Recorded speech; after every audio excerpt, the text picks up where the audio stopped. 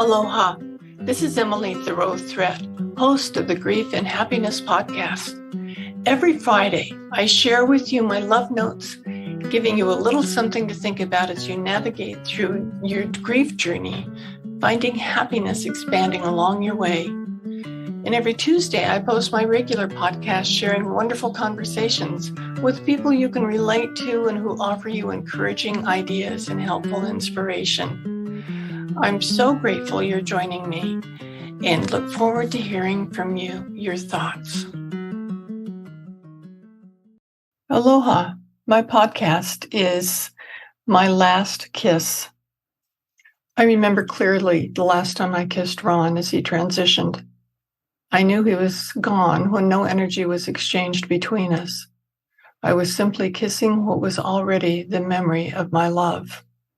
Songs and poems are written about the bliss of a first kiss, but people rarely discuss the last one. In grief, people easily talk about missing holding hands and physical closeness, but sex tends to be taboo. This is unfortunate because the loss of deep intimacy commonly affects those of us who have lost a partner. Coming to us when we see someone kiss on television, or when you smell a fragrance reminding you of your lost moments, or when you see a happy couple walking hand in hand, your reaction can range from tears to depression. What can you do? First, recognize that what you're feeling is normal and should be expected. If you have someone you can talk to about what you're feeling, then talk. Don't let fear or embarrassment get in your way. I imagine most of us may have had a hard time starting that conversation, though. I turn to my journal where there's no judgment. I can express what I'm feeling and explore what those feelings mean to me. I can pour out my heart in my journal and see where that leads. A word of caution here is to not jump into bed with the first person you run into who's willing. I know that sounds bold, but it isn't uncommon. Our libido is strong and can drive us into the arms of a stranger, but that can lead to complications when it's over. When the only sex you've been having has been with someone you love deeply, you might equate a sexual encounter with that love, leading to feelings ranging from guilt to desperations. If you do choose to have casual sex, be sure your eyes are open. After Jacques died, I was so lonely. I found myself imagining someone coming along to make me feel feminine and soothe my soul. A friend called me and said he knew how hard it could be to go places alone, so that if I ever wanted a companion, he was available. I took him up on it, and when I needed a plus one or just didn't want to go someplace alone, I took him along. He was there for me. What came up for me, though, is that I didn't expect was people talking about me, even when I could overhear what they were saying. The gist of unkind words was that it was too early for me to be dating and that I must be glad my husband died so I could move on. Yes, they really said that.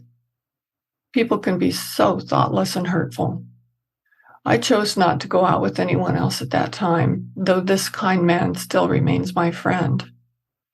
What you do with your body is only up to you to decide. While other people's opinions really don't matter, they can affect what you decide.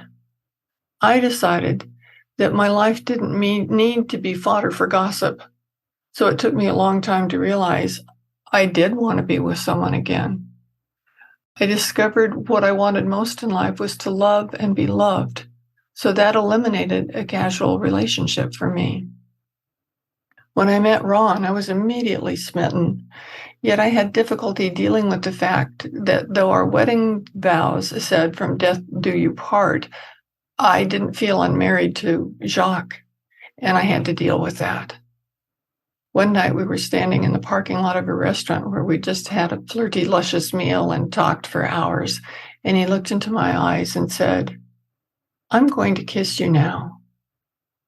That perfect, soft, and loving kiss was perfect and started our commitment to each other. From our first kiss to our last, I had no desire to be with anyone but him. Our love life is what he called our sacred energy exchange and was perfect. Because of that, I can't imagine ever being with anyone else. But I do still find myself longing for that perfect kiss, that physical closeness. I don't know where I'll go from here, but I do know I'll take good care of myself in the process, feeling and honoring that sexuality that doesn't end with death in a relationship. And it's okay. And it's nobody else's business. Do you want more comfort, support, and happiness? Join the Grief and Happiness Alliance. Visit my website at lovingandlivingyourwaythroughgrief.com and read my book, Loving and Living Your Way Through Grief. Be sure to subscribe to our podcast, rate it, review it, and binge on all our episodes on grief and happiness. I can't wait to welcome you back to another episode